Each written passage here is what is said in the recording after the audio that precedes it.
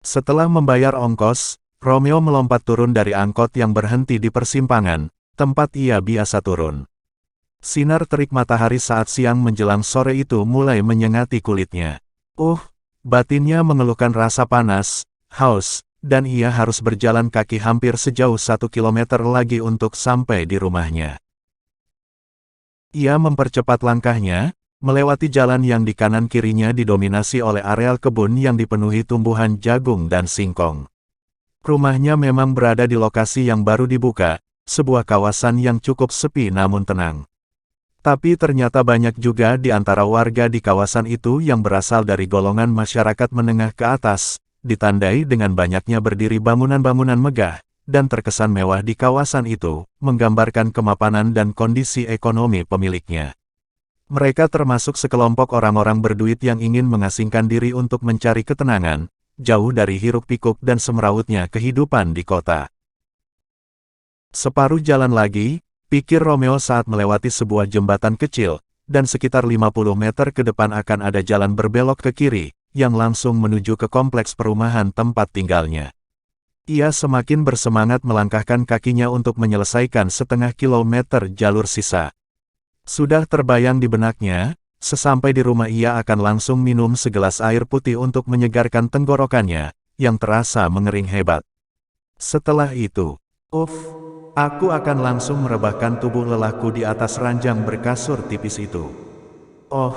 Nikmatnya, batinnya menghayal indah. Saat hendak berbelok, pendengarannya diganggu oleh suara gaduh, teriakan, sumpah serapah, dan erangan kesakitan.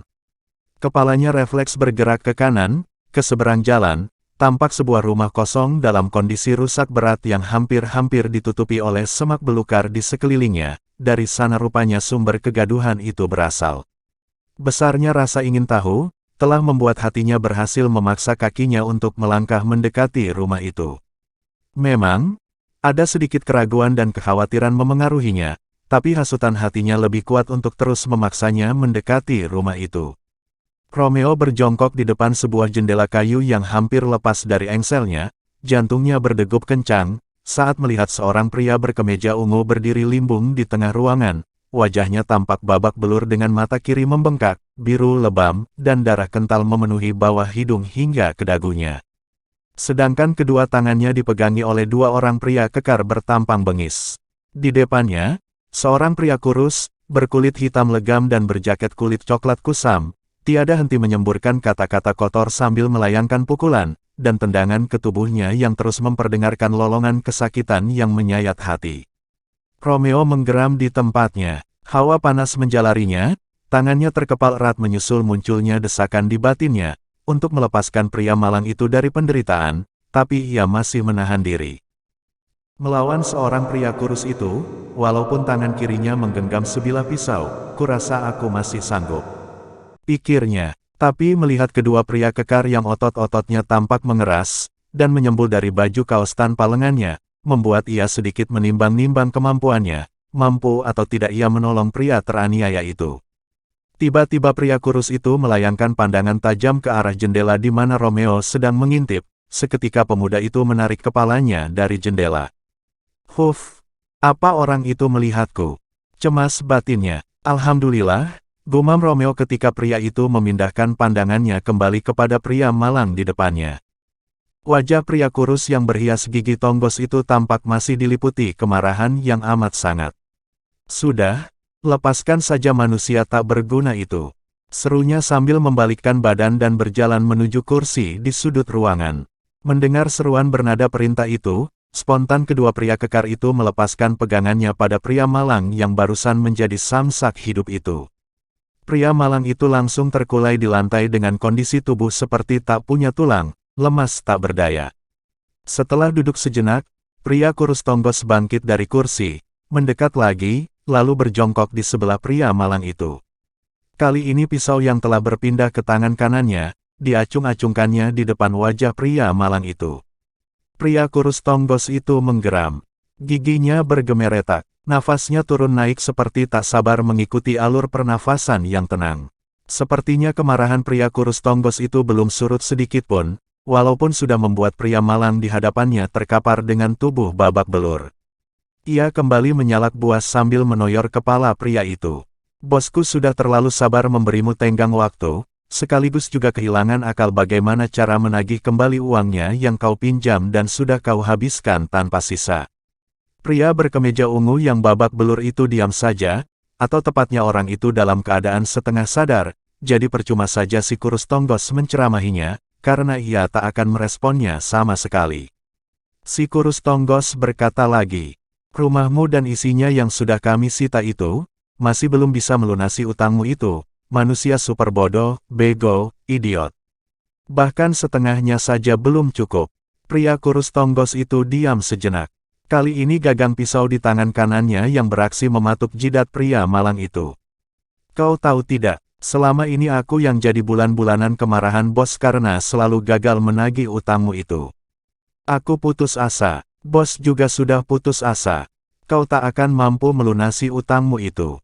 Jadi kau bayar saja utangmu itu pada malaikat maut. Matilah kau hari ini kerbau dongok. Si pria kurus tonggos mengangkat pisau di tangannya dan siap menghujamkannya kepada tubuh pria malang yang terlihat pasrah menerima maut. Tiba-tiba, brak, daun jendela yang dijadikan Romeo sebagai tempat menggantungkan tangan, lepas dari engselnya, dan tanpa ampun benda itu jatuh ke tanah dengan bunyi yang cukup keras. Ketiga pria di dalam ruangan tampak terkejut hebat, serempak memandang tajam ke arah sumber suara, dan menemukan Romeo sedang melompat mundur, lalu membalikkan badan. Pria kurus bergigi tonggos itu menggeram dengan mata menyala marah. Cupeng, kau jaga manusia bodoh ini. Joker, kau ikut aku, kejar orang itu. Di saat kedua kakinya mulai berlari, sudut mata Romeo yang membandel menyempatkan diri melirik ke belakang, dilihatnya pria kurus bergigi tonggos dan seorang anak buahnya segera menghambur keluar rumah mengejarnya. Romeo terus berlari menyusuri jalan dengan kepanikan memenuhi pikirannya. Ia berharap akan segera berpapasan dengan seseorang atau beberapa orang yang mungkin bisa meringankan bebannya melawan dua manusia yang sedang memburunya itu. Tapi, jangankan manusia, ayam pun tak tampak melintas di jalan itu. Hanya tampak pucuk-pucuk tumbuhan jagung dan singkong, yang memenuhi sisi kanan-kiri jalan itu. Ia terus berlari dalam kepanikan, sehingga tanpa sadar, ia telah meninggalkan jalan utama dan berbelok ke gang kecil, menyusuri jalan setapak sempit, membuatnya semakin jauh memasuki areal perkebunan. Namun, walaupun hatinya masih terus mencoba memaksanya untuk terus berlari, tapi rupanya kelelahan mutlak menguasai kedua kakinya. Ia berhenti dengan dada menyesak hebat, lalu menyandarkan tubuhnya di batang sebuah pohon, sambil mencoba menghirup udara segar sebanyak mungkin, untuk memenuhi paru-parunya yang seakan-akan telah kehabisan oksigen. Tapi udara yang dihirupnya kuat-kuat malah membuat dadanya semakin menyesak. Dan baru disadarinya ternyata udara yang berbau tak sedap yang telah dihirupnya, ketika pandangan nanarnya melihat gunungan sampah memenuhi lahan kosong di sekitar tempat itu. Kedua orang yang mengejar Romeo sudah mendekat, tapi begitu melihat pemuda itu sedang asyik beristirahat rias sambil menyandarkan diri di batang pohon, telah menggoda pemburu itu untuk melakukan hal yang sama. Kedua pria yang semula begitu bernafsu mengejar Romeo langsung berjongkok, terduduk, dan menggeletak di tanah, kepayahan menghela nafas. Tapi pria kurus bergigi tonggos itu benar-benar manusia yang keras hati, di saat nafasnya masih turun naik seperti orang kena serangan asma, ia masih sempat juga menyemburkan gertakan. Awas kau, sini, biar kupisahkan kepalamu, dari batang lehermu. Ancamnya dengan terpatah-patah seraya mengacungkan pisaunya ke arah Romeo. Sedangkan temannya, yang bertubuh kekar layaknya seorang binaragawan itu hanya diam, terduduk kelelahan, dan sibuk menghimpun oksigen berbau tak sedap di paru-parunya. Puas beristirahat, kedua penjahat itu segera berdiri, atur posisi dan bersiap menyerang Romeo yang masih menyibukkan diri mengatur nafas, sambil mencoba mengumpulkan tenaga yang tersisa. Tapi Romeo juga bersiap menghadapi kemungkinan terburuk yang bakal menimpanya. Kini sepasang matanya menyala, mengikuti setiap gerak-gerik kedua orang yang mengepungnya. Pria kekar berkaos tanpa lengan dengan tato kelelawar di lengan kirinya, lebih dulu menyalak. Bang, dia pasti sudah melihat aksi kita tadi dan tahu niat kita mau menghabisi orang sial itu. Jadi sekarang anak usil ini yang harus kita habisi, untuk menutup mata dan membungkam mulutnya, selamanya. Ya, Anak usilan ini memang harus dilenyapkan. Sahut si pria kurus bergigi tonggos, pandangan matanya menghunjam tajam ke arah Romeo.